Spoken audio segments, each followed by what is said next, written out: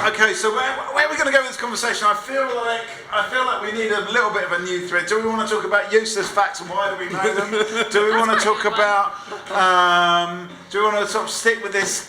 This sense of like, as Melissa said, there's this sense of having to make a community. Why are we even bothering with it? We've been talking about this all day as if we just assume that we have to have one, but why do we want one? That could be something. There are digital communities these days, and people live like that. Yeah. I don't think there's an issue. I mean, my son, we went to Comic-Con the other day.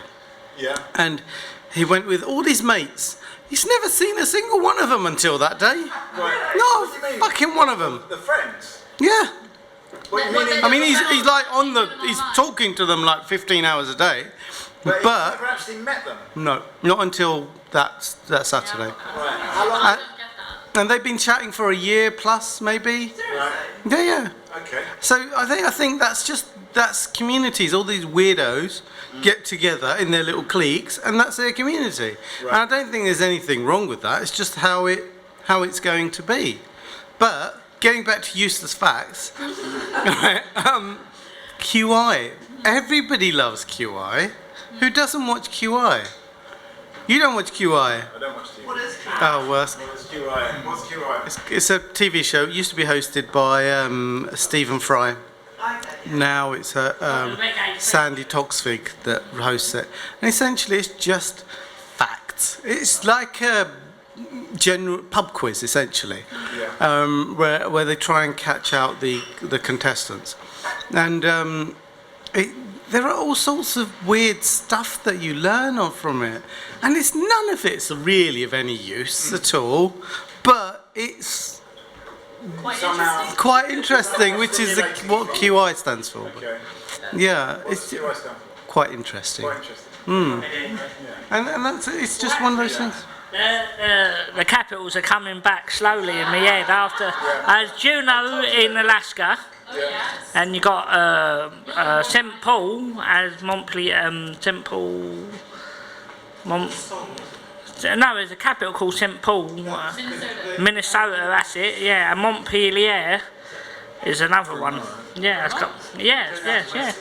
Yeah, it's coming back, but gradually. With the advent of the internet, do we need to know any of these facts at all? Why are we kind of obsessing about the facts still? We don't need it. We don't need it. But Google's been around a long time, and QI is still watched. Yeah. Well, I was going to say, so I teach college students, and they think that because they can Google everything, their work, like they'll Google it and their work will be interesting, but actually, it's not. Whereas if they actually found out information in the real world, their work would be so much more interesting. But like when you Google it, you get like this really, like, everything is like a really broad surface level instead of like any kind of like in-depth experiential knowledge. So we've got new faces at the table, so let's find out who they are and what they've got to say. What they've got to say comes later. So who they are is just really the point at the moment. We've got Stacia, we've got Danny, we've got Herb, we've got Rick, we've got Akbar, we've got Katie, we have got Melissa and Mikey. What's your name? Victor. Victor, welcome. And another new face. What's your name? Loretta. Loretta. So at the moment, I don't know what we're talking about. There's a few things on the table. There's a sense of like community. What is it? I'm in Salem, in Oregon. I told you just need a bit of time. It's the pressure, but that's good. That just goes to show when you're on Who Wants to Be a Millionaire. Well, I'm thinking I'm gonna. Yeah, you need to stay chill. You need to just $1 million question. Yeah. Anyway, so Australia, you got Perth, you got New South Wales. Okay. Anyway, let's move out of the geography for a second because I'm going to do a little sum up about what we've been talking about in the hope that we maybe find some kind of thread that we latch onto that will bring some kind of insight to. And Nick, can you turn down the lights and turn up the music? Because the atmosphere in here, I mean, really. But anyway. Anyway, so we kind of talked a little bit about the community, local currency. All the shops here have died. Are they? Apparently, Londis is going to maybe get replaced with the Tesco's. You think you're happy with that happening? So there's a few there's a few subjects like that, but then there's also this thing, this kind of factoholism that Danny and Akbau have both just displayed. So these are some of the subjects that are on the table with. There's also what we were talking about earlier. Getting rid of money. Getting rid of money, time, space, money, creativity. We don't really need any of these things. Yeah. Well, I think it's interesting bringing maybe some of those themes together, that in order to get information, you used to have to interact with people. Like, you had the friend that knew all about music, and you would have to call them and say, like, what was the name of that album, or that sort of thing. And now you can just totally do it in an insular way and look things up. Yeah. Okay, so in a way, we're kind of like, we don't need to interact with people as much to find our knowledge. No, we don't. But as Katie was saying, I think that it also limits the breadth of the knowledge, because the person probably knew a bit more than what you were asking and could help you to expand, even, answer things that you weren't articulating. Whereas if you are just looking something up, it due to the nature of a search engine, you do have to restrict it, and you're just getting that fact. You agree with that? I do. I don't think it's a real issue. I mean, I think all of my musical taste has been informed by people I've known over the years. Yeah. And I don't think the algorithm is ever going to give you that. Do you think And Spotify can help you? no, Spotify is just so annoying. Yeah, I've got this problem with my news feed because I got really a bit obsessed with the Harry and Meghan wedding, and now I just cannot get away from it. I feel like I need to start searching something. I'm only getting, royal news. You must have searched for that at some point. You wouldn't be. No, I'm over it, Yeah. and they won't let me move on. It's a bit like like that with the Brexit thing as well. Yeah, it's like. It's a clickbait. It's once you've clicked the clickbait once, then it's always shoving it at you, isn't it? Yeah. Okay, so what we're talking about, this is Jess, by the way. We've got Victor and Loretta, new people, and I don't know if you were here when Melissa was, and this is Denisa over here. So yeah, I mean, what do people think? Are we now kind of almost, rather than being guided by our curiosity, it's Google's curiosity in us that's guiding? And selfie sticks as well. Selfie sticks? Yeah. What about selfie sticks? Well, because if you go abroad on holiday, you have to kind of, if you wanted a photo in a group, you have to actually approach a local, create a conversation, start a new topic of interaction. Right. And now you go abroad, you go anywhere to see selfie sticks. There's not even that requirement to kind of start conversation. Okay. I hope no one. If anyone works for a selfie stick company, I'm in trouble. Okay, Yeah. so are we interacting with each other less? And do we need to go that way? I think the wide-angled lens has made a difference to the selfie stick, because you don't need it anymore. Have Doesn't need a certain... Have you seen this thing about, what's the Tory candidate? Is it Rory Stewart or something? Something Stewart. And he's been taking all these pictures where he makes it look like he's taking it, but actually he makes it look like a selfie, but someone is actually taking the picture. Yeah, he's holding his arm out. So there's your normal selfie, and then you can add much more to it because of the wide-angled lens thing. All right, so technology, I mean, that's great that technology can do this, but is technology taking us down the rabbit hole? Well, it is a mixture, isn't it? Because you can now find out almost anything, the historical background, the meaning of things very quickly, but it does cut into interaction. On the other hand, interaction is a kind of question of collective free will. Stanton Harcourt in West Oxfordshire in the last few years has lost post office, pub, a shop, and even a bus. You can't bloody get there. You can't even walk from Aynsham because the roads are... Is that where you're from? Well, it's not where I'm from, though we have the odd period of time there. By contrast, Halesworth in Suffolk, a dozen years ago, Tesco was going to build there, probably next to the co-op, and there was just a community outcry. It was the wrong thing in the wrong place. So the community can choose what they want to happen to their Yes. And more recently, similar things.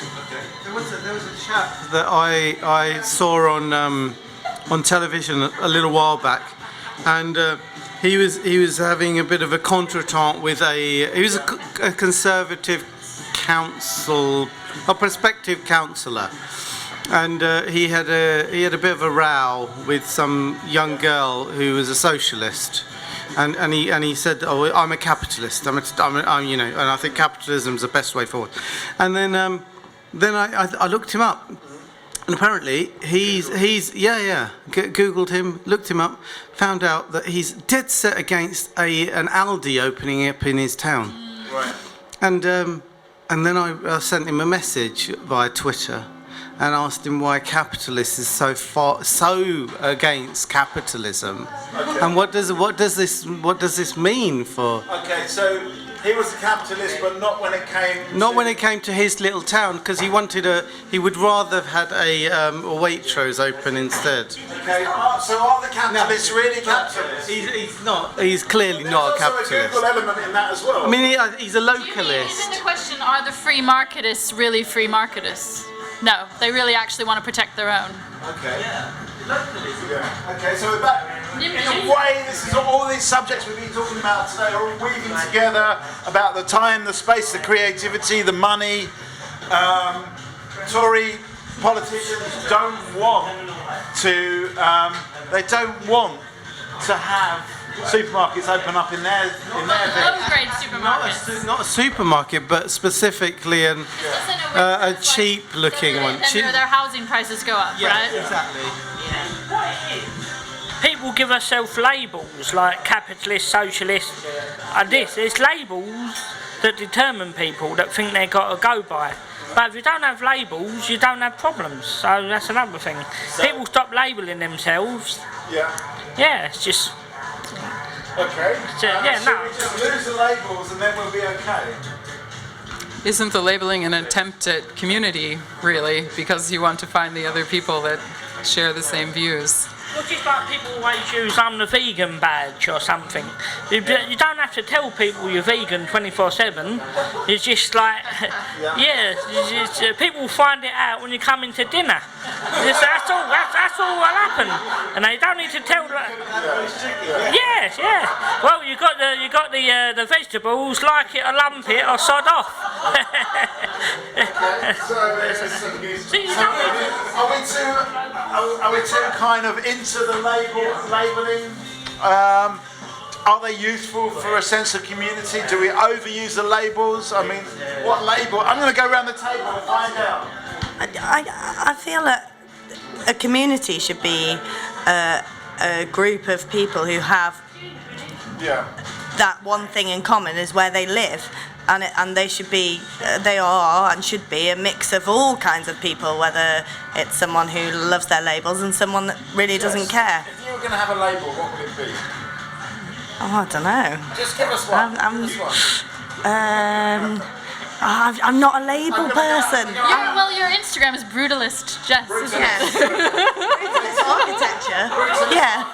Okay. Yeah. What's your label? Well, I wanted to know, what do you call someone from Aberfeldy? What are they? Aberfeldians? No. Or most. I call the other people around here C's, so I won't even explain what the C's are. My British friend is explaining to me. I'll call them now. I don't think we've ever had if you actually live in Poplar, you're called Poplarite. So you're a Poplarite. I'm going to go around with this label thing just because I know it's a difficult one, but I think we're ready for it. And it could be anything. Let's be imaginative about it. Oh, mine's not. I mean, I would always go with artist, because that's like the closest. No, contrarian. Contrarian. Humorless social psychologist. If you like me, you don't know me. Envisioner. British. Free range. What? Free range. Storyteller. Us. Us. Like us, like all of us. We've got a couple of people there. Come and get involved in this. We want to find out your label. But so far we've got, what was it, storyteller?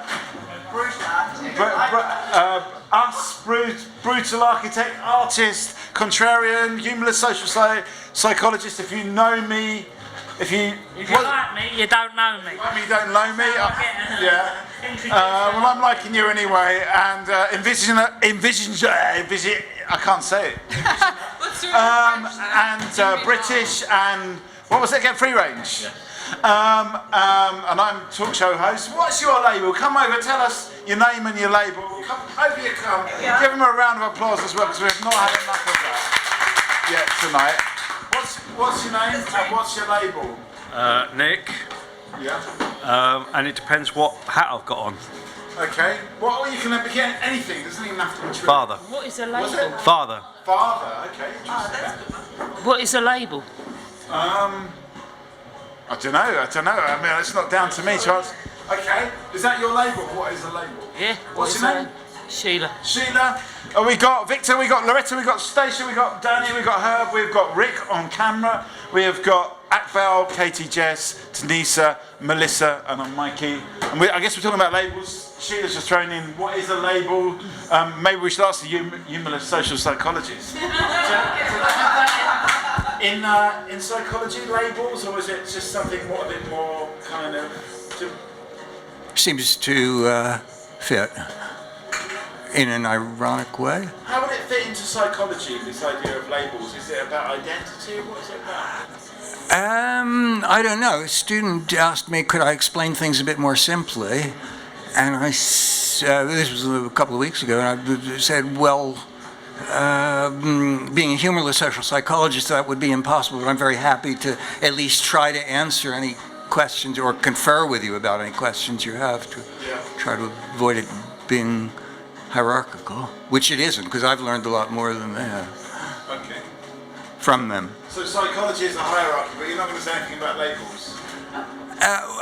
Well, labels, categorizing is something that we do, and without it, we couldn't do anything. We'd be stuck with 1,000 things all around us, but they can be very pejorative and harmful, as in mental health labels, which schizophrenia can only be in remission, you can't lose it. So it's a mixed bag, but we can't do without them. I agree with those who have said that. If you take the label away from people, that takes the problem away. Yeah. So, because labels do cause problems. It's just a stigma. It's people what they call themselves, I'm this, I'm that, I'm that. But if you remove the label, they've got nothing to go on. So, when it comes to mental illness, I suppose we've talked, is a label more of a hindrance than a help? That comes back to our conversation about money, that it's taking the abstraction away and making it more about humanity and about the person and about your connection with another human being. So without that label, you just see them as a person Yeah. that might have a few problems that you're going to deal with as they come along. Yeah. Okay, so maybe the label is harmful. Yeah. I mean, we've had this issue. We've had this issue at work. One of the girls and I work with is developed a bit of a reputation for crying in meetings. Yeah. So, it's become a bit of a thing because she just can't handle pressure. So she gets teary and leaves the meeting, and everyone knows. Yeah. But then you've got the people who go and kind of go, oh, you poor thing. Yeah. And that's like 45 minutes, and then and it's just become a bit of a thing, and I think, she should just stay in the meeting and cry, and we just go here, have some tissues, and move on. Yeah. Like, I feel like it's become a thing when it didn't need to be, and so I think labels can be really dangerous for that reason. Well, I just want to say there's no crying rule in Talkaoke. You're very welcome to have a little cry, and we will hand the tissue around. We got any tissues? Where's Nick? Nick, we need tissues just in case. Okay, so labels can be harmful. There is also, though, in terms of diagnoses, you're kind of having to reinvent the wheel a lot. I would think we have a medical professional here. Yeah. If you don't sort of identify if people have symptoms that have already been classified, I think you're better able to help them more expediently. Yeah. So you know how to treat somebody if they've got a label from a medical point of view? Yes, I would think that might be a good first early step. Well, even though you're a podiatrist, you're now covering the whole of medicine. What's useful in medicine? they are useful because I mean if you're looking at specific conditions, for example, then you can gear your treatment protocol towards that, knowing what's going on. Can it ever be misleading though, a label? Potentially, yeah. I mean, there's lots of situations where somebody is presented with a condition that they've labelled themselves with sometimes, and it's not the right and it's not the right label. Okay. But sometimes they've been somewhere else, and the individual hasn't necessarily looked very much at the problem, and well, not just. I mean, I remember a few years back, I had a young lad in about, I don't know, 10 years old. He had heel pain. He was referred by an orthopaedic colleague of mine, and he hadn't bothered to look at his foot. He just assumed he's 9-10, he's got Sever's disease. You deal with that. But when I looked at his foot, he had a piece of glass in there. So that was literally all that was wrong with him. Pulled the glass out, he was fine. But it's quite, I mean, at 9 and 10, you know, you look at That's the person. just a mislabelling, though, isn't That it? is a mislabeling, but it does happen, you know. So that's, and if I hadn't bothered just having a quick look, then I That's possibly exactly it, would isn't it? But the labels get in the way of real experiential data. Does the label get in the way? Is the label helpful? We're talking about labels. Anything on this side? Anyone been labelled on this side? And has it been helpful? There was a case within this area of a label, but it was quite bad. Like a fella got labelled as a paedophile, but they labelled him. Well, then it just got bigger and bigger. Yeah. Unfortunately, the fella killed himself. So yeah, and he turned. Well, he wasn't even a paedophile. It's just Why do people think he was a paedophile? looks. Oh, well, he lived with his mum. Didn't. It just. It just didn't.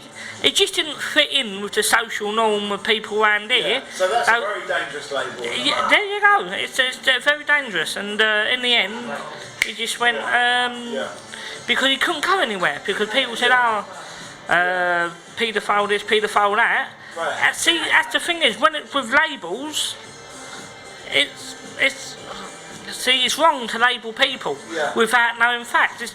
It's alright if you give yourself a nickname, if it's coming from you or close friends, that's it.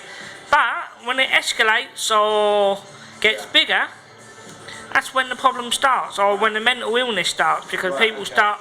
Because this fellow, he was happily living his life. He had a job, but it's just because he didn't socialise with people here. It was a bit different. It was a bit weird different. somehow, Yeah, well.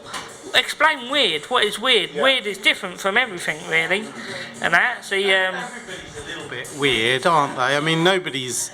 You know, I'm definitely weird, and I think everybody has their quirks, don't they? You know. I would have thought so. Yeah, and I think that there's just something that you have to accept that everybody has their oddities, and it's normal to be a little bit odd in one way or another. Okay. Yeah.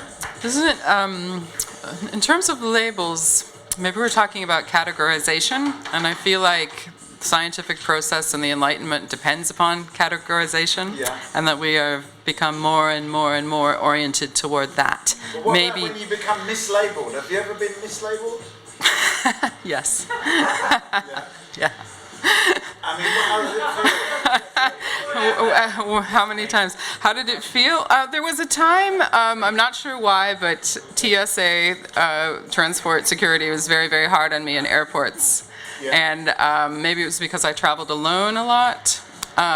So you were kind of labelled as a terrorist kind of thing? I think they thought I was more of a drug mule. A drug mule? Yes, but I was constantly being like the person that got pulled aside and had all my bags thrown in. I'm not a great packer, so it was like underwear, everything. And it was very embarrassing all the time, and it made me become more and more tense about traveling, and then I probably looked nervous, and then I got it more and more, so it was cyclical, but that was a mislabeling, I would say. So in a way it seems like... Miscategorized. The thing that's even worse than being labelled as being mislabelled. See, the thing for me is when I'm speaking to someone different over the phone, Yeah. they always think they're dealing with a woman, right? But I'm actually a man. Well, I'm a man, right? But it's me Cockney. It's no, if I speak to anyone like if they're from Scotland or up north or anywhere else, they always calling me ma'am. Even in McDonald's drive-through. Yeah, that's honest truth. No. Anyone that rings me that don't know me and I'm speaking to them, it's well, me high-pitched voice. And she has a baby, my mum give me helium instead of milk, so that's how I have to explain it.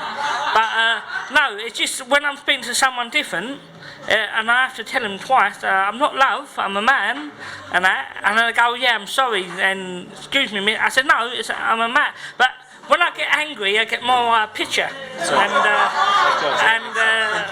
I can sing soprano from up there. But yeah. Your voice doesn't come across very high pitched. Maybe it's when you're. Mine is. I know that. No, see, I'm more relaxed, but you can take me unaware. Or when I'm actually speaking to someone, I do go. Like a telephone case. Yeah. Yeah. Because you've got a very feminine. I've been brought up by women. Yeah. In a way, we're talking about being mislabelled, and you know that one thing that we've discovered that's worse than being labelled is being mislabelled. And has anyone else got any experience of being mislabelled or being labelled in a difficult, excruciating way? Like, I love being American here because it means you're outside of the class system. Right. So when you open your mouth, it's not like people put you in a certain class. Right. You're like, oh, you're American. You can kind of get away with a lot too because they go, oh yeah, you're just like that because you're American. Well, that's fine, whatever. So and that's you think brilliant. actually So that label is actually really useful. Yeah. You're losing your accent. That's why I thought I was hard to say if you was from America. So the accent, our accents immediately label us. Does the American accent not label you in other ways? Because I mean, I remember that. What you mean as somebody who bombs a lot of other countries? Well, partly, and the other was when Chelsea Clinton was here. She mentioned that she found it very difficult living in the UK because I don't know whether it's because she was a bitch. I think being but Chelsea Clinton is possibly. But I don't know. I don't think people here are overly. You're never going to fit in, are you? You're never going to. Nobody here is going to care less that she's Chelsea Clinton. Nobody's thinking adoring her or even condemning her. She's just. Is everything nobody. fine until we open our mouths? Is that why it's, Talkaoke? The Kardashians, they just annoy everyone straight away, so they ain't even got to open their mouth. But is it because they've already opened their mouth before? Well, it gets them in search of money situation. If it weren't from that video, they ain't where they are now, are they? So. What about the side of the table? Not said much. Do you find people like to label you in one way or another? Yeah. I get called Yeti at work. Right. Just because of my unkempt appearance. Right. And because I travel a lot and I'm temporary, I travel with a suitcase, and because of that, I'm now known as the axe murderer, because according to them, I kill prostitutes and put them in my bag and dispose of them, and but I now own that as a thing. There's a bloke at work with gout, and I always say to him, "Oh, I'm off to find someone to replace your big toe," and stuff like that. So, it doesn't really matter. I mean, it's better than some of the other stuff I get called. Like "See you next Tuesday" or Peter Sutcliffe or stuff like that. So there's definitely a strong serial killer vibe going on there. We're just quick to judge, that's all it is. It sounds like in that case it's a bit more fun though than in other cases. I mean, I guess sometimes there's a bit of playfulness about this labelling. Well, one of the blokes at work's known as Paedophile Pete. So based on nothing, or sort of gives him a paedophile vibe. What is it about? His bug eyes. Right. It's like we all have offensive names, you know, like mine is really mild, so I'm having that.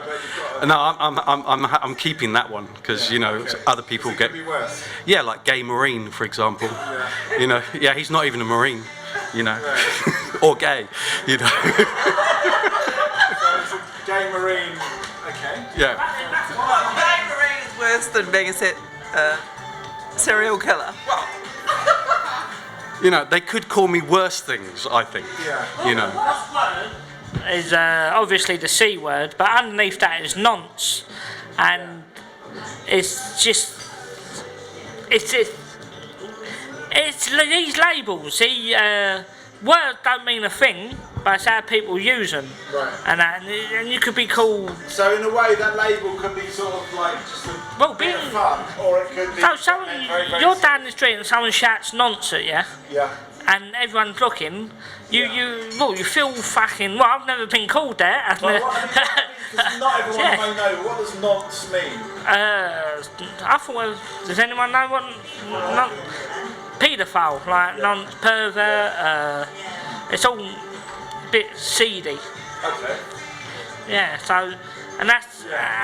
And then you got the C word, and then you got that word. Yeah. And then. So I mean, what's Worse than the C word, no? To be. The best word to use as an insult, I find. Okay, but not so much, Loretta. Shut up, you cunt, and sit down. It puts it down. I was coming out of Bethnal Green Station a couple of days ago, and I was walking up the steps, and there was a gentleman on the steps. He's a bit wobbly, probably a bit drunk. I later called him a crusty old man. And as I walked up the steps, I had my headphones in, he said something to me, and I didn't hear, and I walked past him, and I said, sorry. And he said, don't look at me. And I didn't say anything, I carried on, he shouted, fuck off. I crossed the road, and he called me a fat cunt.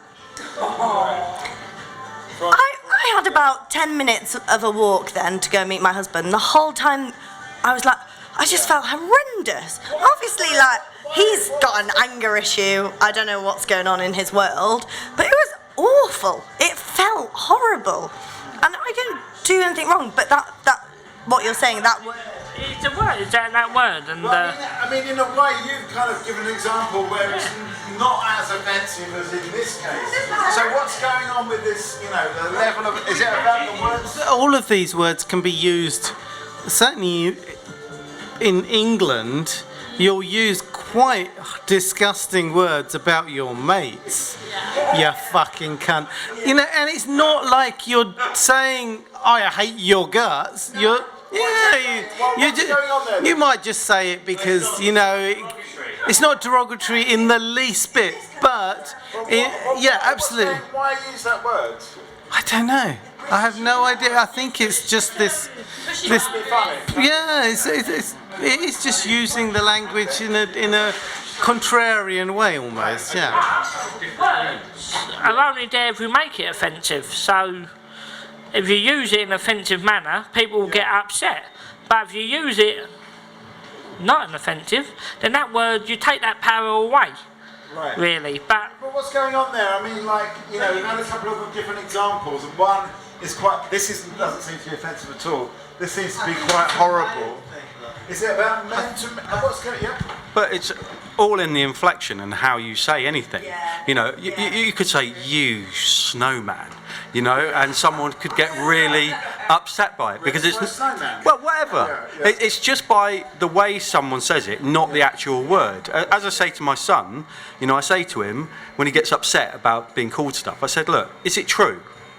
And if it's not, then why are you getting upset? You know? If it is true, then you've got two choices. You can either change or you can ignore it. Do you know what I mean? It's really that simple.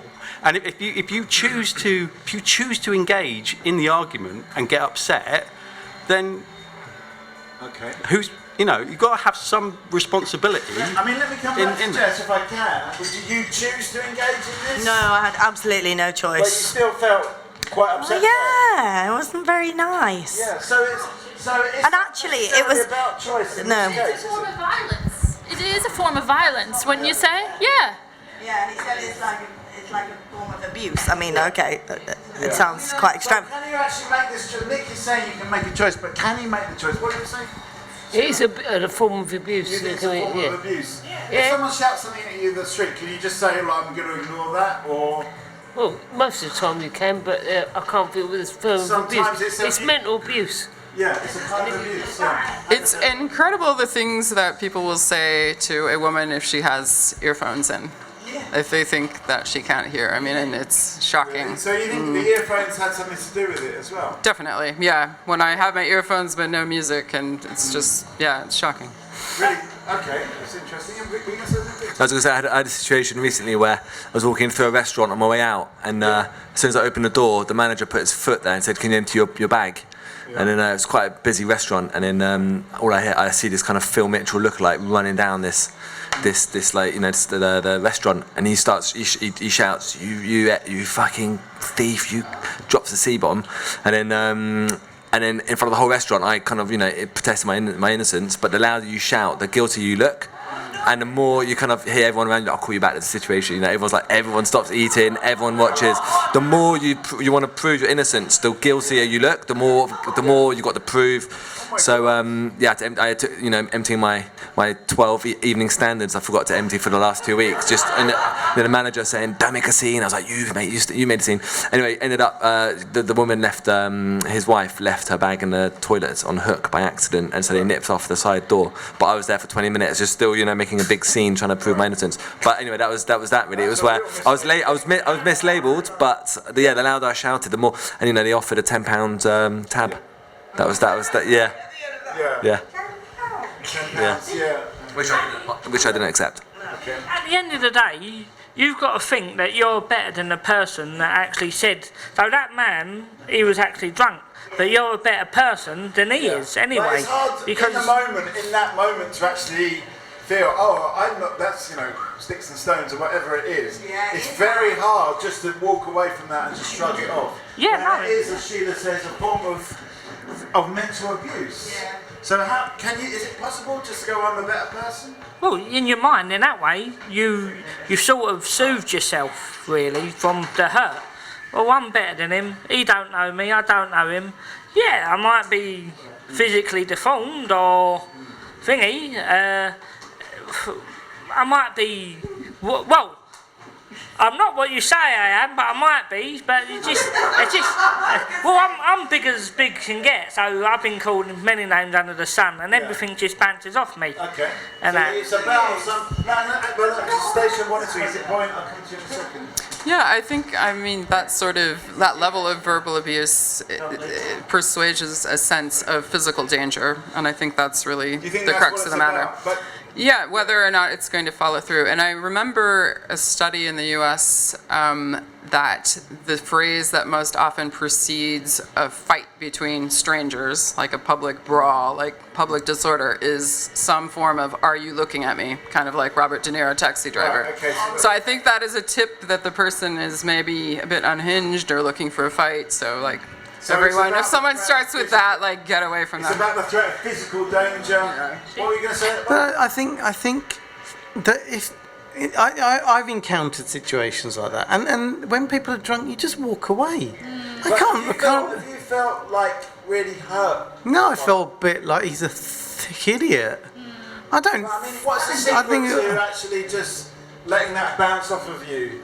I don't know. I just don't really think about it. I mean, one thing that was really interesting for me is when I moved to San Francisco with my boyfriend, and suddenly he was actually getting the kind of attention a woman normally gets. Right. He was feeling extremely uncomfortable with men going, "Oh, your eyes are so beautiful," like very large men, and he was like feeling really physically uncomfortable, and it was such a weird thing to see him experience what I've experienced my whole life. So you think? So you think as a woman in London, at least, maybe not in San Francisco, you're more of a kind of target, and that. Oh, of course, yeah. And that makes you feel more. I mean, that's the thing. You are physically, generally, physically, you are more vulnerable. So I think that is part of the reason you do feel more like threatened. But I was going to say, also, so I've got 2 friends who are Chilean, a couple who live up in the north of England. In the last 2 years, she started getting much more racial abuse, like in Tesco. She'll be in the queue and people say things to her about, you should go back to your own country. Her husband doesn't get it. Right. She, as a woman, people see her somehow as it's okay that they can say horrible things to her. So they want her to go back, but they want him to stay. No, I don't think they want him to stay either. For some reason, though, I don't know what it is. Why aren't they saying it to him? I don't know. Are they scared? But they see the woman as the weaker. Okay, yeah. So in a way, okay. The female pound, I think. Female money. Yeah. That's it. Okay. So that's the conversation we were talking about much earlier on, which is about the local currency. But what about? This was one that I liked, no one else seemed to be picking up, the female pounds. But anyway, that was much earlier, we're through that now. We're talking about this sense of abuse. Why is it hurtful? Is it about vulnerability? Is it about, who's going to win in a fight? Is it, there's also now this question that you've brought up about this. Are things getting worse in the last couple of years? I don't know what's happened in the last couple of years, but... Who knows?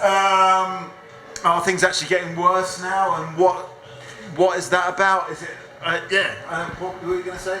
Well, I was going to say if you have enough girl pounds, you can take an Uber or arrive in a car. You're not so exposed. So it is a form of power, in a way, and a form of protection. Going back to money. Okay, so money can protect you from some of these things. In that age, you really can't confront someone because you don't know if you're going to be dead on the street or. Why? Well, a knife could always come from somewhere. And what, there were less knives before? Well, then That's absolutely.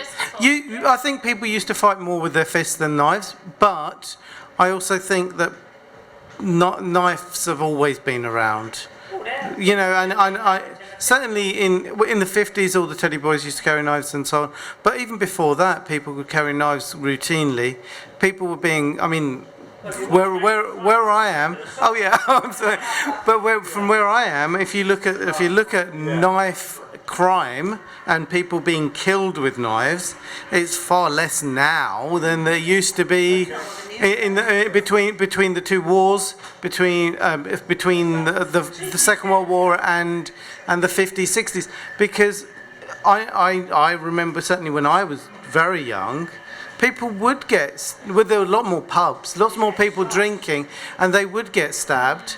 And an awful lot of people in my town were foreign sailors, and they'd get stabbed, and they'd just take them back on the boat, and then boom, take them home. Okay. Thanks. There's a point over here. Well, I don't think it's got any worse at all. Yeah. I remember in the 90s when I moved to London, I felt safer in Brixton and in Camberwell than I did in my hometown. Because in my hometown, people used to carry knives and would randomly start on people that didn't look like townies, and that they would do that all the time, and it was part of the entertainment, beat up some people in a smaller group, But I moved to Camberwell and Brixton and felt much safer because people wouldn't start on people because they didn't know if people were carrying guns. This was when all the yardies weren't around. It's about the fear of extra violence. That's the reason. Well, yeah, you were paradoxically safer in an area. The yardies on. What's a yardie? Yeah, what's a yardie? Yeah, Rastafari. Well, yeah. No, they're not Jamaican gangsters. Technically, they're London yardies. Well, does it come from prison yard? Yeah, they just get together. Give us a final thought before you go. Have we got safer, do you think? How do we deal with the abuse that's out there on the street? How do we turn the nastiness into niceness? These are some of the questions on the table at the moment. I don't think it's got safer, but I think we can turn it round. How? Well, being nice to each other. People are getting about who you vote for and things like that. I've had it myself. Do you go to church? And I'll get it in here in a tea room, and I'll get it in work in the pub. Does it matter? My view. I'm listening to yours. Listen to mine. I think it does. Let's have a round of applause for Sue. That's a very good point to leave us on. be nicer, be kinder in a way. Kinder is, I think, is. How do we get to be kinder? Could be a question as well. Well, as I said, for Poplar, for this area, it's actually the safest place because there ain't no muggings as much. There ain't no stabbings, knife crimes within this area. There's no rapes, there's nothing. See, this area is actually one of the best parts to live in London. Right. That's what I think, because there is no trouble. There is no... Yeah. You get your odd group, but there's no stabbings, there's no killings. Why do you think that is? Is I think. it because of you, Ronnie? Well, no, I think given the opportunity, someone would stab me. Honestly, given the, but I mean, we're talking about what Sheila said about the kindness. Try and maybe with Sheila as well. So really, it's as I said, the place is being knocked down, which is bringing more affluent people into the area, and they're not into crimes I want to call trouble. And that. See, but it's more of stamping it out. They don't have time to commit crimes. They're at work all the time. They're committing crimes, but just in a very different way. Yeah. White collar crime is better for everybody. Yeah. Jeremy Cole people are all gone Clacton. Okay. All right, so where do we want to go with this? We're talking about, there was an interesting idea from Sheila about we can turn it round with kindness, with niceness.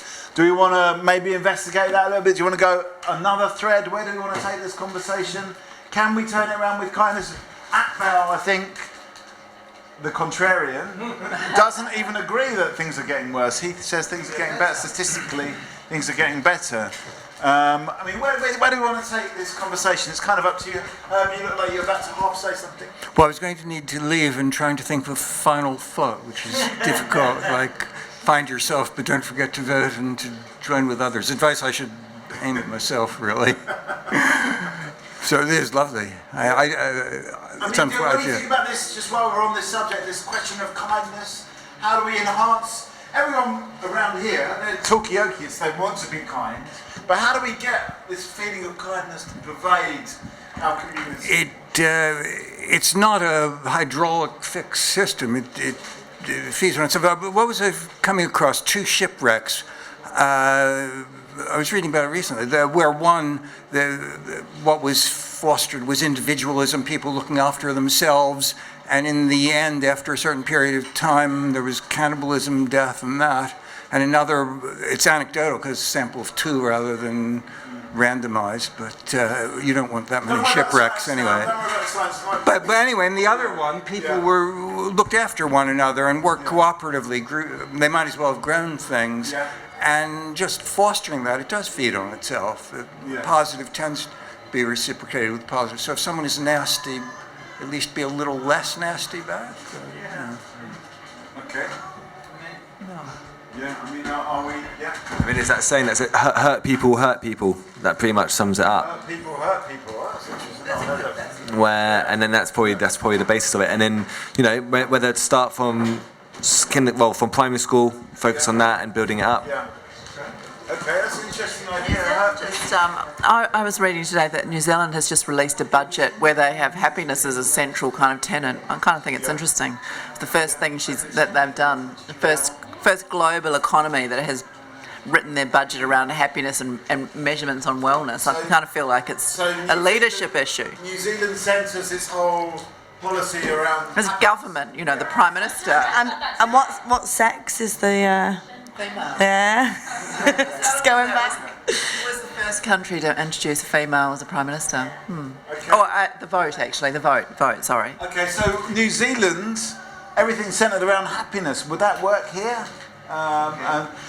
Well, the UK government has actually, I just found this out, they've actually been measuring well-being factors for the last 10 years or something like that.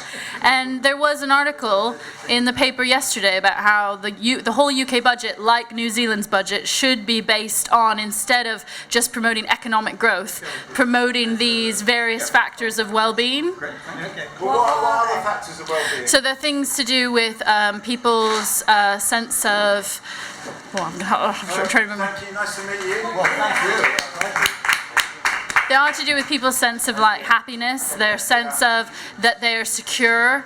There's loads of them I can't remember right now. Okay, so well, Yeah, their health, their physical health. health, security, well-being, we've got a few there as well that we could kind of like latch onto. Should we be concentrating more on that? Is that gonna... Would a country, in the shipwreck example, should a country be facing adversity in order to become this idealistic, friendly, happy society? Okay, so the adversity in the case... Because they talk about the Blitz spirit and all that stuff, don't they? Okay, so maybe that It's good sense when you've of... got a common enemy though, isn't it? Yeah. If you've got a common enemy, it's quite easy to come together. No, see, the big spirit was, well, back in the days, everyone was tough, weren't it? So, yeah, see, they didn't have a pot to piss in, really. It was just a thingy. But everyone coming from the Victorian area, see, there weren't as much as love and empathy as we have got today. There wasn't no mollycoddled, no... So people were a lot harder, actually. Harder, that's what it is. There's a really famous study that one of the reasons that like East Londoners were able to they survived was because they had such a big, they had their families and their friends, they all helped each other. See, one of the most toughest women in the world who I've come across are the East End women. Like from well, every woman's tough, but one of the toughest, Carl. Why are they so tough? Well, my nan could go and take out anyone in the pub, and she was 80. Like when I was a little kid, she used to roll her sleeves up and go, "Take the liars on." She used to go, and she weren't even drunk. She used to, but it's just that solid iron. To be so tough. It's just life here was hard for at that time, and which produced the steel. It's like they had steel rod iron in their backs back in the days, like the women and the men, and then when they used to become constant bombarded from the bombs, they wouldn't let it ruin their spirits because Cockney spirit, it's just, pack up your troubles, forget about them, they're over there, you've got to concentrate what's there. Okay. And it's just toughness, that's all it is, but tough love as well. It's just, they just wouldn't bend and bow. They had nothing, so they made do amend. That's what it is. That's a controversial question then. There weren't really benefits until after the war. Do you think then benefits like softened people? I think it's softened from the 70s, 60s onwards. Softer? Yeah, because it's... Is that a good thing or a bad thing? Well, no, benefit system there to help... Because without the benefits, we'd all be fucked anyway. Like the NHS. Without the NHS, we've got one of the best systems in the world, I think, for the NHS. Because look at America. There's nothing there. So these people are going. Like even with me, I've lost a tooth from my own doing anyway. But they're just measuring it up. I'm waiting for the tooth to come from the dentist, and then I don't have to pay over the odds. For it, but in America you'd be talking about 12 grand for one tooth for dental treatment. Okay. So if we didn't have this system in place, so that's so we maybe have got softer, but actually it's kind of better as well. we just got compliant with it. Okay. I think the benefits are also quite different now than they were in the 70s and 80s because of austerity. I actually think the benefits now have a lot harder, higher level of means testing, and I do think it's difficult for people now. Review it really because it went on so long. It's only this last couple of years they've looked at the benefit system with this universal credit and saying, no, it's got to change because people are living their life on this, and you can't live your life on benefits. Well, you're not living, you're surviving on benefits. It's just, I'm not knocking the people on benefits because my family was on it, thingy. But then it's just there at that time of need when people had nothing. That was the safety net, and then you build yourself up from it. That's what it does for people. It's but unfortunately, people do like to abuse the system. Okay. I don't know where we want to go from that. Do we want to talk about this toughness? Do we want to talk about the benefits that Katie's brought in? Is it actually maybe we're not as tough as those Blitz people, but we're in a way more empathetic or something like that, or softer, you know, and that's kind of okay. We've got a new face over here in the cheap seats. Give us your name. Liz. Liz, we've got Liz over there. We got Victor, we got Nick, we got Melissa, we got Jess, we got Katie, we got Akbar, we got Rick, we got Danny, Stacia, Loretta, and I'm Mikey. Who was going to give us this, weren't you? I think we're still as tough, but we don't have the circumstances to bring it out. I mean, you think about those guys in Donbass, yeah? One day they're in the Ukraine, one day they're just living a normal life, and then suddenly, woof, you know, they're in the middle of well, they're not a civil war, are they? Do you know what I mean? They're in the middle of Russians and the Ukrainians fighting each other, and then they got to choose a side. And those guys living in the cellar are just as tough as those guys in the Blitz. Do you know what I mean? It's because humans are amazing, resilient creatures. Capacity to be tough when it's about survival. Yeah. I think there's an issue with, I mean, it's awful when you're older and you say there's an issue with younger people, but I do think there is a sort of a challenge, and there's a lot of research coming out, self-harming in areas that, you know, wasn't there before, young people in schools. I worked at a girls' school a few years back, and there was a sort of a self-harming kind of, it was almost contagious. And I feel like, and it was one of those prestigious girls' schools, and I feel like that there is an issue around, you build people up and then they don't know how to fail, they don't know how to kind of take a knock, and there's something about resilience that we need to build young people up for being resilient, because we've had this whole kind of like parenting, and it's not my style of parenting, but there's a lot of my friends were very much about mollycoddling and being very kind of child-focused and very building up a self-esteem. And I think, you know, that's one element of it. But the other element has to be, you have to be a bit resilient, be able to take the knocks, find out who you are. So and I feel like some today are not used to taking a knock. They're definitely not. Yeah. Okay. But the children have got a hard environment to come into as well. Yeah. You know, when we were growing up, we didn't have mobile phones that were documenting every part of our life. I mean, my son now has a mobile phone, but I do it so I can track him. Do you know what I mean? Okay, That, useful, yeah. you know, because I said to him, okay, if you're having a mobile, I'll get you a mobile phone if you're walking to school. You know, he's 11, and you know, I want to know where you are. I want you to have a means of being able to contact me So it's like if a you Big need to. Brother surveillance No, mechanism. well, he doesn't know that I can. But it's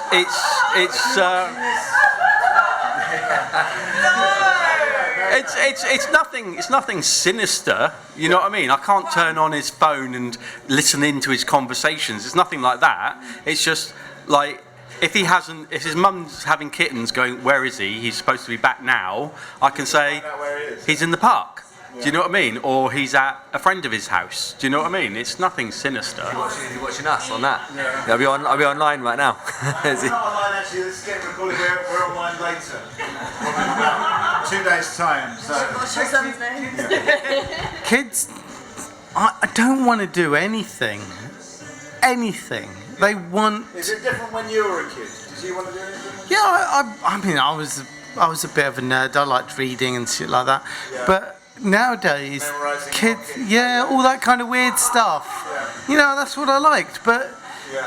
today, when my eldest, he's got a dentist appointment tomorrow, and he wants me to walk him to the fucking dentist. He's staying at his mum's house. He's 18, right? He's staying at his mum's house. The dentist is 5 minutes, not 5 minutes, like 3 minutes walk from her But house. doesn't he need that emotional support? And I've got to walk to her fucking house and then walk to his, About the that dentist. emotional support where we... Sorry? Is he scared of the dentist? I don't know. I don't think so. He's never had a filling in his life, and Does he need emotional support? he's got braces. I think they might be looking at these braces or something. But I just think it's. That's so funny you say that, because I was just thinking today, because I haven't actually made a dentist appointment in like 3 years. I'm like, I must go. I was like, I miss the days when my parents just made me go to the dentist.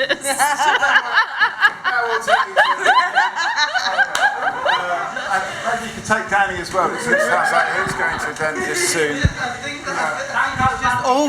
All kids don't want to do anything. My girlfriend's kids don't. They're younger, but they just want to sit at home and play video games. They don't want to do anything. Watch YouTube, play video games. That is literally everything they want to do. But I think it's just because it's addictive. Don't you think it's addictive? How, as parents, can we help them to not just sit and do nothing? And I have to make my youngest go to the shops to buy any old shit that I need to get him out of the fucking house. You know, it doesn't matter what it is. I mean, they're not, you know, they're not obese. They're not, you know, completely devoid of activity all year round. But the only thing we really do is go skiing and things like this. But that's about it. Really, we go out to get them active, is basically what I'm going to paraphrase that as. But who bought them the Xbox and all the stuff? Do you know what I mean? Who bought them it? Do you know what I mean? Especially I'm guilty of it. I go at Christmas, I go, oh, how can I show my son I love him? Do I go, oh, am I going to give you a load of my time for unrestricted stuff, or am I going to go for the ostentatious, big gift as much as I can afford and put myself into debt over? Or, which is it? well, of course, I'm going to go for the commercial decision every single time, because I am being lazy. Do you know what I mean? I'm being lazy in that choice. Okay. And so on that Mel's side, his kids are being lazy for using the Xbox, but in your case, you're being lazy for buying your son an Xbox. See, don't forget, your children are the product of you. See, they're living your life how you wanted to live as a child. Right, so as well, I grew up in the 90s, and well, I ain't got children yet, so I shouldn't be preaching. But what I've seen is a lot, like for a lot from my friends. My friends are getting all their stuff for their kids, what they want, but they're not giving the kids a creative. They're just pushing them towards it. Right. Yeah, if I give you the Xbox, we go motocross riding. They're just pumping all this stuff into the kid, but it's not giving the kid time to think. For that they want to do. Then they just sit back and then play the Xbox. There's a game called Fortnite. Now, when I was speaking at my niece's wedding, I was speaking to this little kid, 8 years old. I said, oh, what are you playing? He said, Fortnite. Now, to me, Fortnite is 2 weeks. And I'm going, what? I said, what, are you playing for 2 weeks? Yeah, all the kids, it was just the adults dancing. Now, normally, years back, the kids would be running, sliding across the floor, and all these kids are good as gold. They're sitting there, the phone there, like dead zombies. They're like computerised zombies. They could not even. Is there a certain sense, and it goes back to what Nick was saying, that we would prefer them to be like that, like zombies? Well, you can watch them all. You know where they are. Yeah. If they're indoors playing the PlayStation. And also you've got a tracker on their phone as well. I don't have kids, but if I did have kids, I probably would also buy an Xbox, but mainly so I could beat them at the computer games. Well, at least try to anyway. Yeah. It would be goes back to that thing. It's like you lose interest of computer games. I used to play it as a kid all the time. Now the only reason I've got a PlayStation is to watch Xbox and learn myself a new. Is to watch Netflix and YouTube crap. So that's the reason I've got a PlayStation. I can't. Playing a PlayStation game now, or a computer game, itches me. I hate it. It's annoying. But maybe the kids' lack of engagement with the real world is a product of them trying to build a community. It's just that their community is taking place digitally, because I feel like that's a huge difference when I look at teenagers now compared to when I was that age. Is, for instance, they are not interested in getting a driving license, which blows my mind, because to me that was independence. You got to go out and meet people, but they are plugged in at home, so why would they want to? And also, it just doesn't turn off. Like, your mobile phone could be on all night if your parents allowed it, or if you figured out how to get around them. And so your social life just doesn't have hours anymore. It's just on and on and on. But I think, they are actually engaging with each other. It just looks different. Well, what about the actual physical activity? Don't need to do That's a problem, but their job is probably going to be very sedentary and perhaps isolated, and maybe they're preparing themselves for what they're going to have to do, unless we make some major changes and get some lady dollars out there. I mean, one of the ironies is I think boredom is such a valuable tool, but parents and people are just frightened by it. They're like, oh, what happens if he's bored? So what? He'll do something. Do you know what I mean? You know? Should be bored of it more. Yeah. I love the. I'm a tower crane operator, right? And a lot of my stuff is really boring. You know, if I'm not busy, my mind starts wandering and stuff like that. But I can have some of the most interesting times in my own head while I'm there at work, being paid to do it, right? Rather than say watching Netflix or whatever. You know. Do you write it down? Do you do anything? Oh no, that would take some effort. Do you know what I mean? I don't think you can, in a way, you can have almost real creativity without like boredom. Yeah. But it's really hard. Like it's really hard to even somebody who's like non-digital native growing up to like actually put that back into your life. So we need to put If you're more not boredom. if you're not a crane operator. How do we put more boredom into our lives? It's the kind of weird thing that we've come to now. If you look at Japan, right, technology so far advanced, people ain't got time for a sex life anymore because it's well, no, it's true. It is because people are going to be on these computers all the time, then they forget how to socialise. Right. And then because Japan's got an ageing population now, they're all getting old and thingy. But our age, people ain't going out banging away like they used to be, sort of thing. And that. No one ain't getting portions anymore. So. No, that's what I mean. They're not. It's We're going the way of Japan. Is that what you're saying? yeah. Well, yes.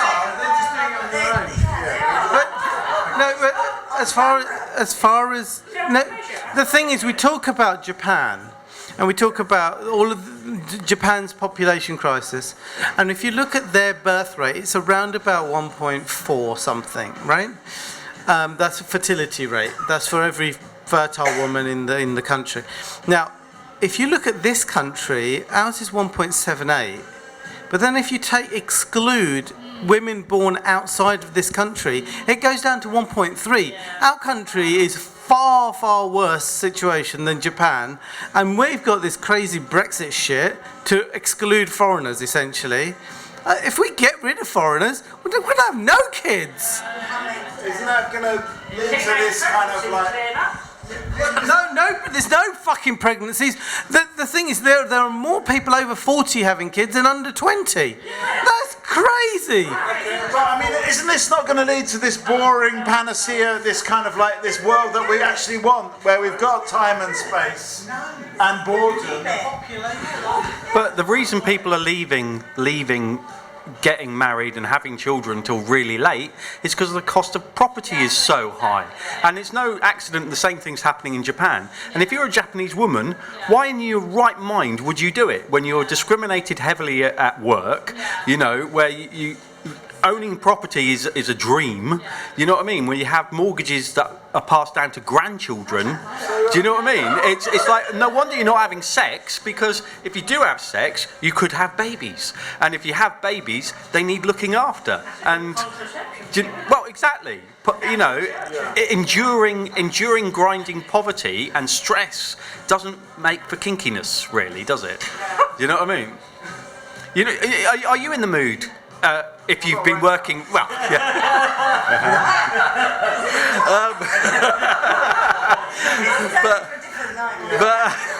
But you know what I mean? If you've got grinding stress levels, which this country has because of our ridiculous property prices, do you know what I mean? I don't want to be working in London. I'd much rather be working in my hometown, and you know, seeing my son every day and my wife every day, but I'm not. So I'm not having any sex while I'm in London. Yeah. Well, I am married as well, so that means I don't have sex. But you know what I mean? It's But you know, poverty, grinding, austerity, you know, all of it. Psychiatrist here, but he left. If you're watching the Herb, if you're watching this on the rerun, just maybe email that one in to Nick because, you know. But yeah, I mean, yeah, I guess this, is it the stress levels? Is it actually we live in this weird, I mean, this is how we started off. I don't think it's entirely about poverty or the house prices. I think that this is a worldwide, Western worldwide phenomenon. You know, Germany's population's been declining for years. Hungary virtually has nothing there. You know, Poland's population's declining. The only populations that are increasing really in Europe, or where the birth rate is coming anywhere close to 2, is Ireland. That's it. Literally, that's the only country in the whole of Europe. Russia's dead. You know, America's population is going to decline. But yeah, that is based on the premise that you have to have growth in order for it to be a stable country. This is about sustaining a population, just replacing what you have. Now, it's fair enough. We may well find that we don't need people anyway as automisation progresses, and we just dispose of them somehow. But if we're just not having any, we're not going to. How does the human population carry on? I mean, Japan's set to lose 30 million people in the next 20 years. Being born, right? Yeah, there are, but there's just fewer of them. There's fewer of them. Well, it's going to go. The population's going to go down from 130 million to 90 million in the next 50 years. But aren't the green people telling us we've got too many people? Isn't this just an affluenza kind of self-correcting thing? Isn't nature correcting itself? Don't we need less people on this planet? But, well, if you look at it now, the over 60s are the new 1920s, like the teenagers and the 20-year-old, because you get more people over 60 or over 50s now going out every Friday, Saturday night. You've got John at a birthday party next door. We're all stuck here discussing thing. But it's even a woman I know, 90 years old, Edna her name is, she just lives across the road, and she goes to Hackney, right, on a Saturday night to an Irish club and comes out 2 in the morning, gets the bus. Now this old woman's got no fear, right? She gets the bus to come back here. I don't even get the bus just to walk out there and that. But you're getting old people, they're more active. So they're getting leery and going out. Yeah, and well, they are. They're clearing a few cobwebs and powdered milk. These young people just need to wait a bit longer. STIs are on an increase in the over 50s. Right. So there's definitely more sex going on in that older age group. Right. Or at least more casual sex, maybe. Stuck indoors watching EastEnders and Netflix, right? All these old people are going out having fun, nightclubbing. And they really turned the tables on us. I can't go out. Nan, you're cramming me style, sit down. That's what she tells me. So, I mean, is any of this a problem? I don't know what other people think. I don't think you've made a compelling argument. But it's not the reason to have fun now. The younger generation. Is it just the question of their teenager years are actually going to be in their 50s through to 90s? See, in like 20, But they're not going to be 20, having 50. kids in their 50s and 90s, are they? No, but it doesn't matter. They're going to be having fun in that time. I think one reason that the older generations are able to have fun like this and continue on is that they enjoyed a period of prosperity and stability that the generations below them don't have, and I think that does decrease people's energy and their desires, and not their desires, but what they think they can attain. And interestingly, as the level of education for women goes up, birth rates go down everywhere. So it's kind of like you used to have the person that could go around and shop for half a day, but that was a designated person that maybe didn't want to be doing that, and maybe everyone didn't want to be churning out 2.5 kids that was churning out 2.5 kids. and they now have the opportunity. It's better now where women are more educated and they can make a choice. It's better for the individual. However, I think shunting everyone into a workplace that has no work-life balance is going to be very bad for families and for birth rate and for anyone even surviving into their 90s. It's a different world. So it won't be party times on weekends around nights. That's what I'm saying. The older generation, everyone, they can go out, I'm stuck in. But they're from the generation of socialising. See, they've learnt the art from years back in their youth of going to the pub. Television weren't invented, internet weren't invented, so they know how to socialise a lot more than these up-and-coming youngsters. Right. And I'm 30, but I can say that. But people in their 20s now, I go out and speak to them. I'm not going to mug them. They're like, they don't know how to respond. They do not know how to respond to confrontational skills like talking. Like, where's your day going? I'm going to kidnap you in a minute. I can do a lot with my van. Okay, so where do we want to go with this conversation? Do we want to maybe... Have we got any tips for Danny about how to approach these younger people without scaring them? Okay, give us a final thought. I want to meet more of these really tough East London women. That's what. Hang around here, in fact. Yeah, you live in Brixton, isn't it? Shooters Hill. No. Shooters Hill. Greenwich, yeah. Yeah, I know. Look around your local community church-like groups for over 50 dinners, because here, well, actually, if you ever got time, try and volunteer in this area. There's a place, a thing called Neighbours in Poplar, a charity event which is run by Sister Christine, and they're looking for volunteers all the time. Neighbours in Poplar, and which is at St Mary's and St Joseph's up on North Street, just in Chris Street, and you'd meet every East End, old people going, because it's an old people's club.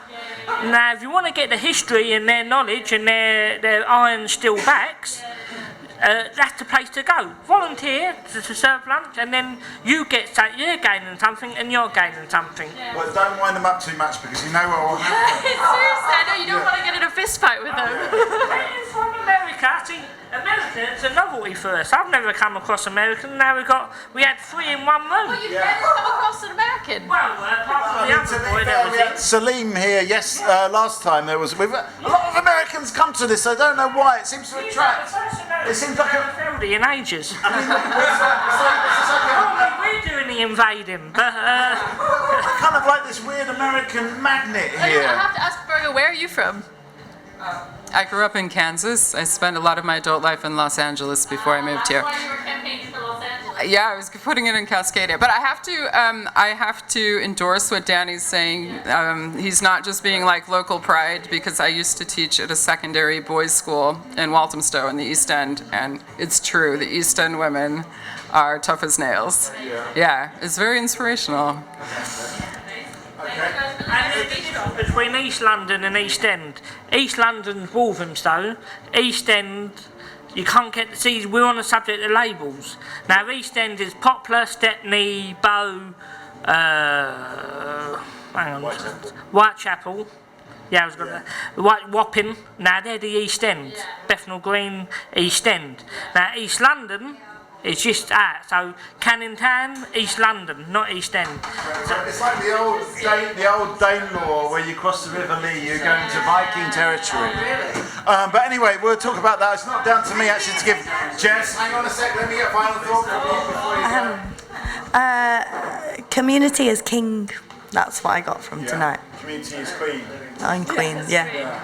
Okay. Well, I think everyone around the table would concur. Any final questions for Jess or Katie before they slip out the door? Shout them quickly. No? We just say goodbye. Thanks for coming. Safe journey home. Thank you. Were you going to say something, Nick? No, I was just thinking of a thought. It's slightly related to Brexit. Yeah. When we leave, or if we leave, would it be more acceptable for the Brexiteers if we joined the United States? Yeah. Okay. Well. should ask that when we had some more Americans. We got at least one. We got one. But I mean, can we join the United States? Is it possible? Would the olive branch be there? Oh, be careful what you wish for. That's all I can say. I'm sure that we'd have you, but you might want to speak to the Puerto Ricans about what kind of deal it is. I wouldn't advise it. So you think the offer would be there? Oh yeah, but I don't think. I think the U.S. citizen, the average person, doesn't have a very high quality of life, and so I don't think it would be a great thing. It's not all that it's cracked up to be on the TV shows. Is that what you're saying? No, that's actually not real. Okay, so the offer's there. Do we want to take it? So, Stacia, There's a film, isn't there, called 51st State, which is in UK based, which I'm forgetting. We're just trying to remember who's in it, but so there's already. There's a film about that. Does it end well? Does it end? Probably ends badly. I've not seen it, so I don't know. Would you like to be the 50 second? Is there a 51st state already? Puerto Rico. Would you like to be part of the 52nd state, 51st state? No, not really. No. See, the best American film I've ever seen is Idiocracy. Right. Have you ever seen that movie? That is the future of what I think we're heading for. Are you happy to embrace that? Have you seen it? I've seen the movie. I thought, no, I couldn't do it. So you put on your bag. It looks like you're about to.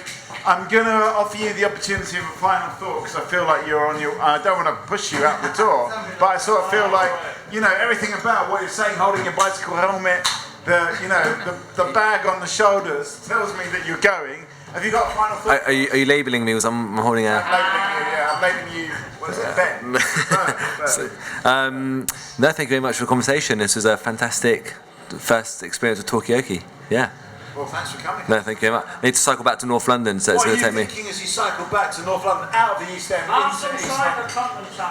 Arsenal side. Yeah. So, what am I going to be thinking about on my way home? Is that, just keep an eye out on East End ladies, just to not slalom my way home. Exactly. Coming out of the Irish pub at 2 o'clock in the morning. Oh, well, especially Edna. She's got no fear. And the last thing I'll put is I regret not saying this had I not said it now, which is technology having an impact in terms of socialising. But is Tinder playing a role in that, or is Tinder? What's your thought on Tinder? Is technology helping that? Does it help or does it hinder Tinder? I've never used it, but I've had lots of conversations with friends who are on it, who basically explained to me in a village or somewhere out of London, you can go to the same pub and probably expect to meet the same person if you wanted to kind of have another conversation with that person. In London, you've got you walk out a pub, you probably won't see that person again. So Tinder's that kind of way of connecting, having conversations via technology. Okay. There you go. All right. Food for thought. Definitely. Be careful on the way. Safe cycling. Talkaoke app. Yeah, there should be an app. We just haven't worked out how to do it yet. We haven't. Then we're going to be in big money. Big money. You can all be shareholders. You can be initial. You can be involved in the initial IPO. But isn't it nice like this? Because we all kind of have to respect each other. Whereas if you go on a screen, that respect level would probably plummet, and they'll probably, say things that you would never say in person. I mean, there is one of the rules about Talkaoke is don't talk about Talkaoke at Talkaoke because it starts going up its own arsehole. Nevertheless, because we can make some money here, how do people hear about it today? I mean, obviously I've been here since its inception, really, but everybody else. Okay, I found my picture on the shop window and I thought, I better come in.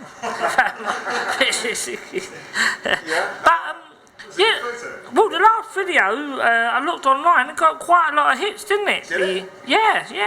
Did it? I never look at the videos online. Yeah, on Facebook. But, going back to your point, the question is, how do you could you make it into a virtual Talkaoke? Could you have that sense of respect online? You say no. No, I think I'm polite online.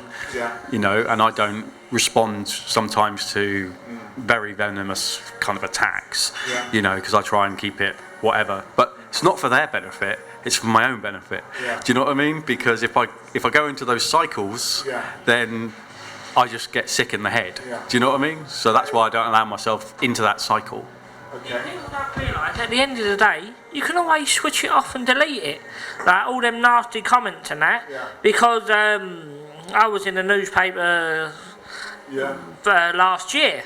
Really? And it was national news. So eating McDonald's. that eating McDonald's. Tell us a little bit more about this. Well, I eat it every day, but the last couple of months I've stopped. It's caused for many years I've had McDonald's every single day, but And nothing much else. so yes. You lived on a diet of pure McDonald's? Every day, yeah. But apart from this last How many years? 25 years. Well, I was a kid. I wouldn't eat anything my parents put in front of me, so I had to go to hospital, Great Ormond Street, and the doctor said, well, give him what he likes. And I like chicken nuggets. And this was from a doctor's advice. And since then, because I wouldn't eat anything, I would get skinny and thingy, so my mum, out of sheer panic, McDonald's. And this is how I've had every day. But I've stopped it now. Yeah, Oh, so a round of applause for that. Well, yeah, because it's given me liver damage. So, Gilbert syndrome it's called, Right. non-alcoholic liver damage. Yeah, so that's what I've had to. Well, I've stopped it, changed my ways, but What are you eating now? pasta, more controlled vegetables if I can force it down me. I'm like anorexic, but a different version. I'm trying to keep the food in, or bulimic, like just. But it's it was when it. There was a news article, basically. Yeah, in the Sun newspaper. But and then it was the comments. Now these people don't even know me. I don't even know them. Now these comments come from all over, all nasty comments. But at the end of the day, just delete it. Just turn it off, delete it. Yeah. It's all died down now, and you get no. I don't care anyway. It affected my family more than it affected me. So your family got angry about it. But the trouble is, I've gone from all around the world. Like I'm in a New Zealand paper for it, the New Zealand Declan Echo or the Deacon or something, the Mexican newspaper. It's just gone, and even Netflix. viral, basically. Well, yeah, but Netflix offered to do a series, and I've had to turn that down and say sorry. Yeah, called. Why have you turned down the Netflix Well, series? it was going to be called the Mac Connoisseur. Now go around Britain. Go around Britain. I had to speak email people, and then they rang me and. But they offered quite a good bit of. But I've turned it down because but they said if it was successful, I would have done an international one where I go to America, Australia, China. Oh, you need to try McDonald's in Japan. Well, yeah. Oh, best McDonald's. And they do, and the other brilliant thing they do there is the wrappers. So the burger wrapper's like a little envelope. You know, you just open it up and you can eat. You know, you'll eat it with the wrapper on instead of that stupid piece of paper. But because of the negativity of people online that they're hiding behind, because these people would never say it to me face, because they've got like a little screen in front of them, they think, this ain't me. But what they're putting out is actually fucking is vicious. Yeah. And horrible. And people are incredibly horrible online, and the thing, the way your attitude is. So what? I mean, let's put it this way: not everybody in the world can be your mate. Right, and so what? Well, not everyone in the world can have their own series on Netflix. My main thing here is like, what about a series on Netflix? I I've got offered a good bit of money, and I turned that down because I didn't want to.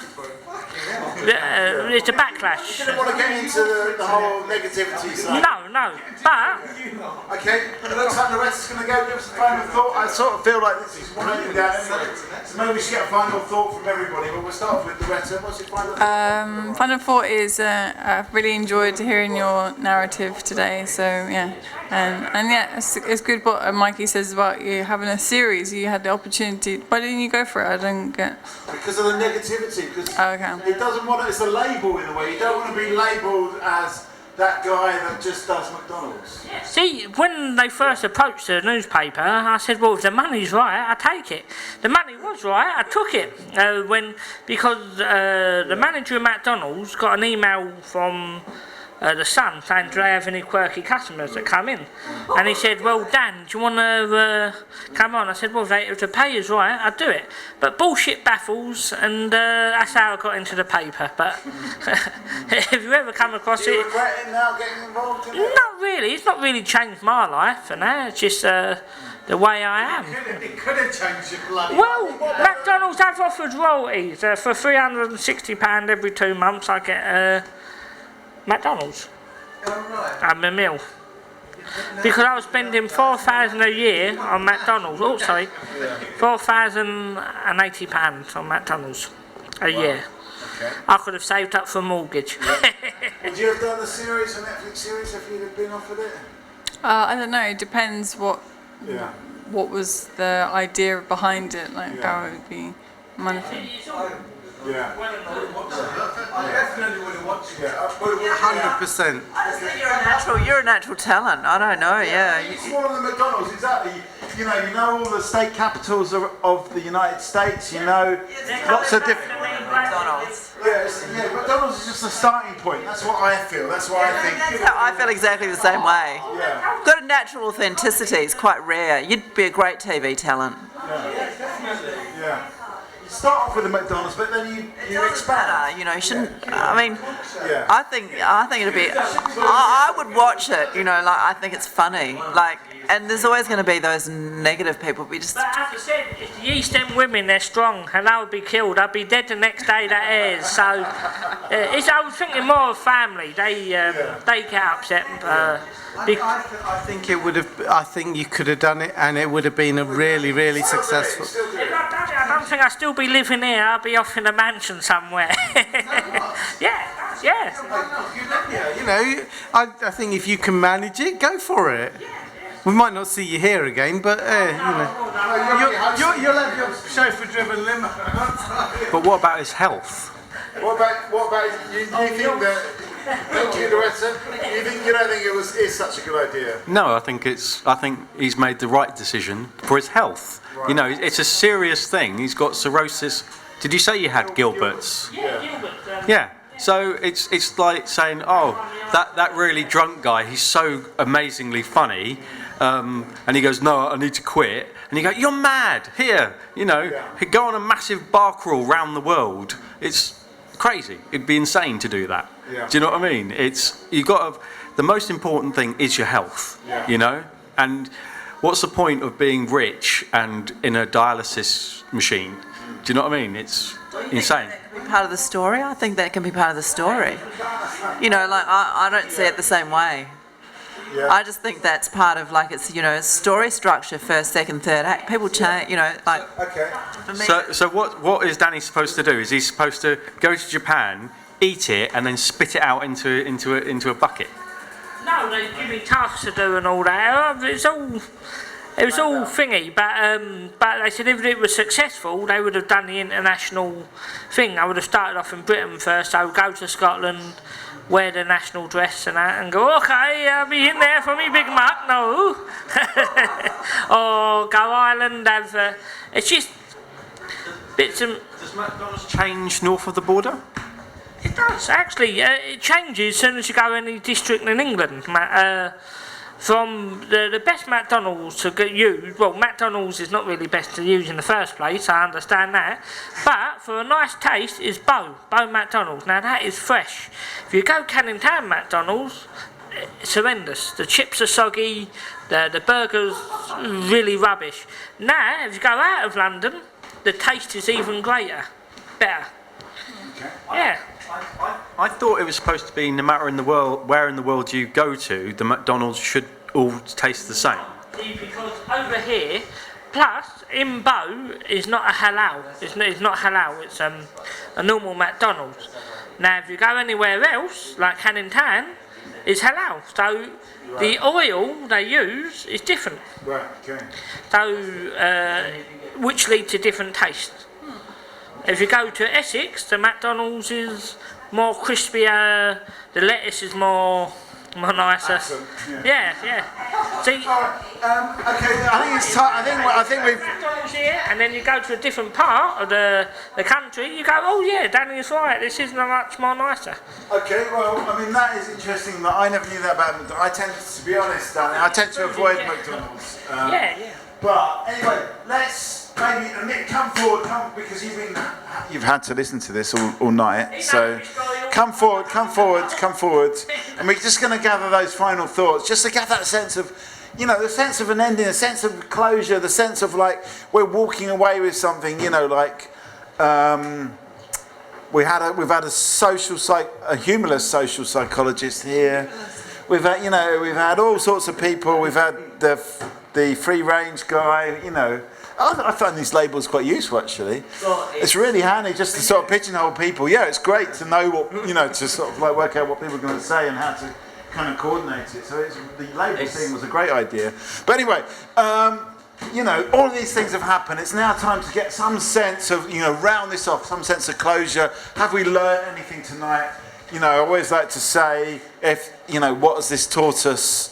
Especially if there's like a small little hard-shelled reptile walking across no, that's not really working, is it? Anyway, so let's just round this off. What are people thinking?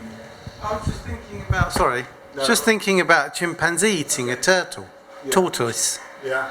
They eat them. They break them open like a coconut and eat the insides. Okay, that's a nice. Didn't realise that, but there was a news article about it. Yeah.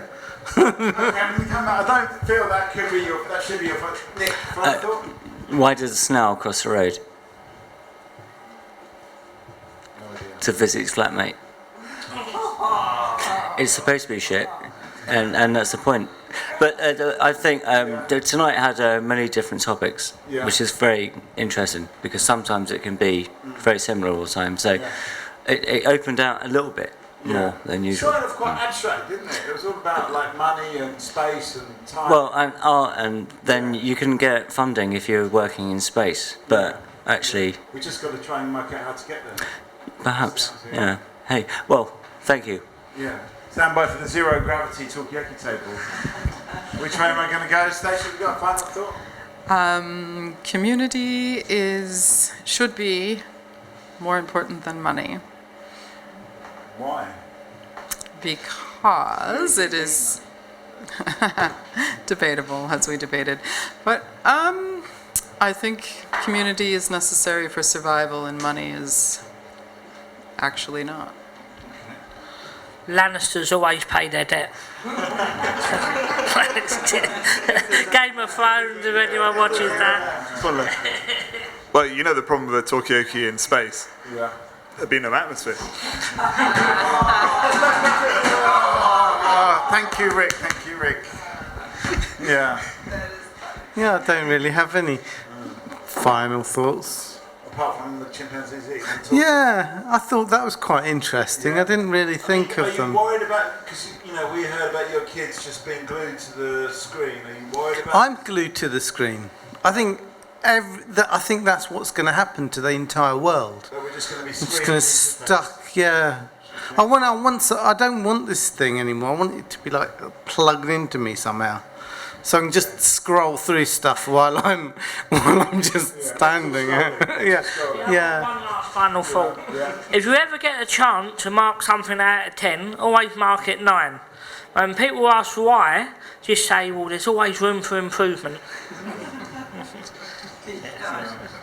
Yeah. Okay. I always tend to give 10 out of 10 myself. Anyway. No, always 9, and they go, what's that? Oh. Always room for improvement. Yes.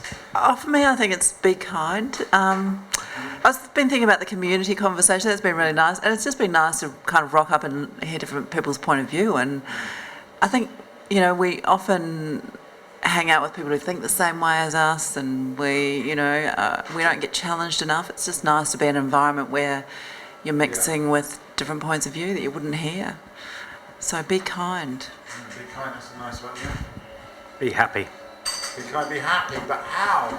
It's easy to say, hard to do. How? No, it's all on your state of mind. Yeah. You know, if you want to be miserable, you can be as miserable as you like. Yeah. It's a choice. Yeah. Just be happy. Yeah, but I mean, Miserable people live like that.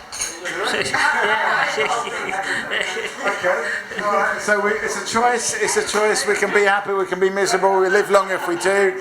That's why I guess why we do Talkaoke. We've lived a long time doing Talkaoke, and the misery sells for sure on the table. If we had no misery, we wouldn't really be here today. So we thank misery and thank the Tommy Flowers pub.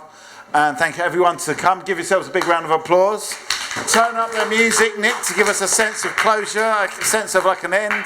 It can be our theme tune for tonight. Hit the volume switch. Which is it you want? Anything, just whatever's on now. Just turn it up. Turn it up, then it feels like it's like the end. Great, yeah. Okay, there we go. Thank you very much for coming.